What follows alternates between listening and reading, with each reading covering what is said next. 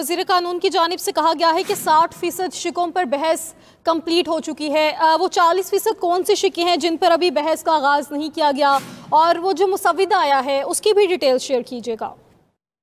देखें, जो आईनी तरमीम, जो आईनी अदालत है उससे मुतालिक आज जो खुसूसी कायमा कमेटी है उसने जो मुशावरत है उसको सिलसिला मुकम्मल किया है। ताहम जो आर्टिकल 243 और जो बाकी शिक्के हैं उसके ऊपर मजीद मुशावरत जो है वो कल होगी, क्योंकि जिस वक्त कायमा कमेटी का ये जो खुसूसी सेशन बुलाया गया था, एक तो उस वक्त सेनेट का इजलास भी चल रहा था और दूसरा कौमी असम्बली का इजलास भी आज नहीं था। तो कल इम्कान ये जाहिर किया जा रहा है, कल भी छुट्टी है और कल जब सेनेट का इजलास 3 बजे होगा तो 11:30 और 11 बजे के करीब इस कौमी असम्बली की और सेनेट की जो मुश्तरका कमेटी है उसका जो है वो इजलास तलब किया गया है। और मजीद जो बाकी रह जाने वाली तरामीम है उसके ऊपर कल डेलिब्रेशन होंगी, और जो रूल्स हैं कौमी असम्बली के या फिर सेनेट या फिर पार्लियामेंट के जो रूल्स हैं उनके मुताबिक अगर कोई बिल कौमी असम्बली में या सेनेट में पेश किया जाता है तो उसकी मंजूरी जो है वो मुतलका कायमा कमेटी देती है। तो जल्दबाजी कहें या फिर हुकूमत की जानिब से इसको कोई टाइमलाइन मुकर्रर की गई है, किस वजह से इन्होंने अप्रूव करवाना है, तो दोनों हाउसेस की पार्लिमानी कमेटी तश्कील दे दी गई है और अब उनसे मशावरत भी कराई जा रही है और साथ साथ जो सेनेट ऑफ पाकिस्तान है उसमें इस बिल के ऊपर बहस भी कराई जा रही है। यानी कि जब रिपोर्ट पेश की जाएगी इस आईनी तरमीम की मंजूरी की तो उसमें साथ ये मेंशन किया जाएगा कि जो प्रोसेस है, जो रूल्स हैं और जो प्रोसीजर है आईनी तरमीम का या फिर लेजिस्लेशन का, उसको ना सिर्फ अडॉप्ट किया गया है बल्कि उसको ऊपर अमल भी किया गया है। तो ये लिखा जाएगा कि इतने घंटे तक कायमा कमेटीज की डेलिब्रेशन हुई हैं, इन लोगों के साथ मशावरत की गई है, ये तरामीम का जायजा लिया गया है और फिर इतने घंटे कौमी असम्बली और सेनेट के अंदर इसकी डिबेट भी कराई गई है। तो ये सारा प्रोसेस मुकम्मल किया जा रहा है। नंबर क्योंकि हुकूमत के पास ऑलरेडी उनके पास मामलात मौजूद हैं और जमात उलमा इस्लाम की भी अब जरूरत नहीं है, उसके बगैर ही अवामी नेशनल पार्टी की हिमायत के साथ ही जो है वो अब तरमीम कराने के लिए जा रहे हैं, क्योंकि अवामी नेशनल पार्टी के साथ जो बातचीत तय हुई है उसमें इस बात के ऊपर उनसे इत्तफाक किया गया था कि जो खैबर पख्तूनख्वा का नाम है उसमें से खैबर का लफ्ज निकाला जाएगा और पख्तूनख्वा का नाम जो है पख्तूनख्वा से शामिल किया जाएगा, और जिसका जिक्र वज़ीर कानून ने अपनी जब उन्होंने ये तरमीमी मुसव्वदा पेश किया ऐवान में तब भी उन्होंने जिक्र किया था।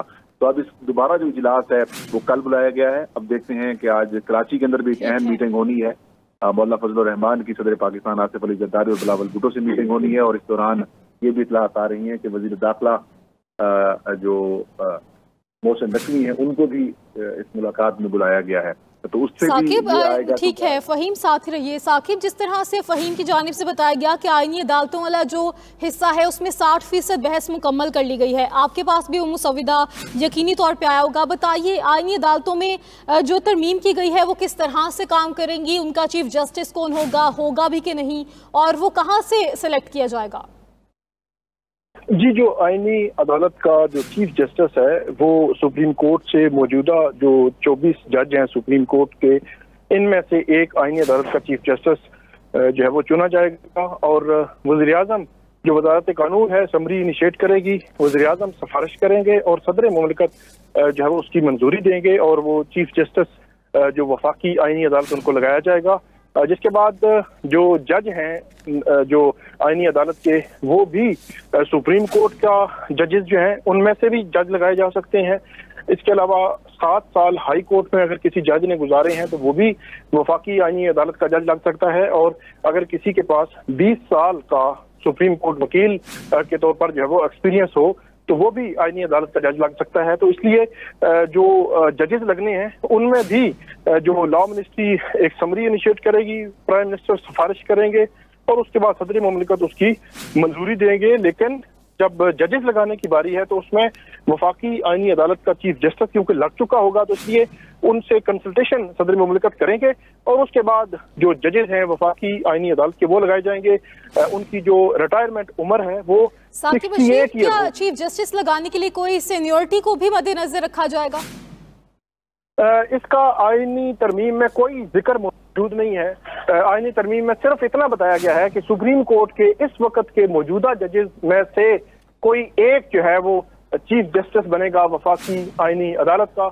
इसके अलावा तो क्या वो इस सुप्रीम कोर्ट के जज भी हो सकते हैं चीफ जस्टिस? क्या जो अभी मौजूदा सुप्रीम कोर्ट के चीफ जस्टिस हैं वही आईनी अदालत के चीफ जस्टिस बन सकते हैं? क्या ये मुसव्विदा ये कहते हैं? जी जी बिल्कुल, वो एलिजिबिलिटी जो क्राइटेरिया है उसमें वो भी आते हैं। उनमें से भी जो चीफ जस्टिस हैं वफाकी आईनी अदालत के, वो लगाए जा सकते हैं। लेकिन ये अब जो समाबदीद है वो हुकूमत वक्त की है कि वो हुकूमत किसको वफाकी आईनी अदालत का चीफ जस्टिस लगाती है। 3 साल के लिए चीफ जस्टिस जो है वफाकी आईनी अदालत का लगेगा। 68 ईयर उनकी रिटायरमेंट एज होगी। इससे कबल जो सुप्रीम कोर्ट के जजेस हैं उनकी रिटायरमेंट की उम्र 65 साल है, लेकिन जो वफाकी आईनी अदालत के जजेस होंगी उनकी उम्र जब वो 68 ईयर होगी, यानी कि 3 साल जायद उनकी उम्र रखी गई है। और वफाकी आईनी अदालत कहाँ पे कायम होगी, इस हवाले से भी इस्लामाबाद में जो तैयारियां हैं वो शुरू हो चुकी हैं।